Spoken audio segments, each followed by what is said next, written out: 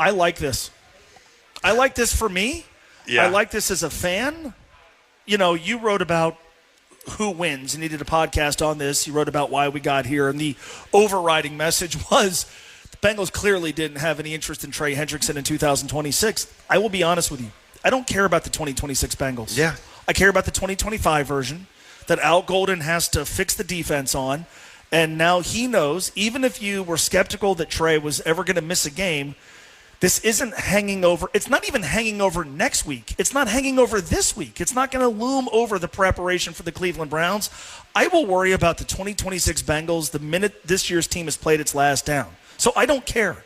I just wanted, with so many things unsettled with this team, I wanted one thing to get settled. This got settled, at least for this year. That's 100% true, and that's the winner. I mean, that was kind of when we talk about winners and losers. If the winners are the 2025 Bengals, and that's all that the Bengals front office really cared much about right now, because they needed two things. They needed Trey in here because they just don't have answers right now, and they needed time to find other answers in the long run, and they have both of those now.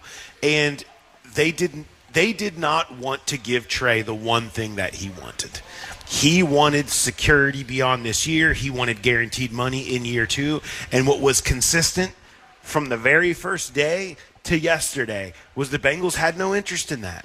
They weren't going to do that. And the plan, maybe they wanted it to look like they did. And I think that they made a kind of an attempt, sure, I guess. Sort of. Not really. I mean, because they could have easily done it if they would have taken some money or a real deal in the first 2 years or guaranteed whatever. They could have done that. Right. They didn't, and that's fine. The thing is, though, you have to think about this year's team and next year's team. The time for Shamar to learn about Shamar Stewart, to learn about, I guess, Miles Murphy, to learn about next year in free agency, next year's draft. You can fix all of that, but what you couldn't do was sit here and say, we're just going to have Trey be mad, or they're not willing to care about beyond. The age thing mattered too much for them to go and give that second year money. So what you get is this. You get a team that is saying, we're going to kind of do what we've done before with these types of situations. We're going to force the franchise tag on somebody. We're going to just kind of assume they're going to walk to free agency like T. Higgins, even though he didn't. Jonah Williams is going to play out this last year. Jamar Chase, we're not going to get the deal done. We'll get you next year, though, buddy.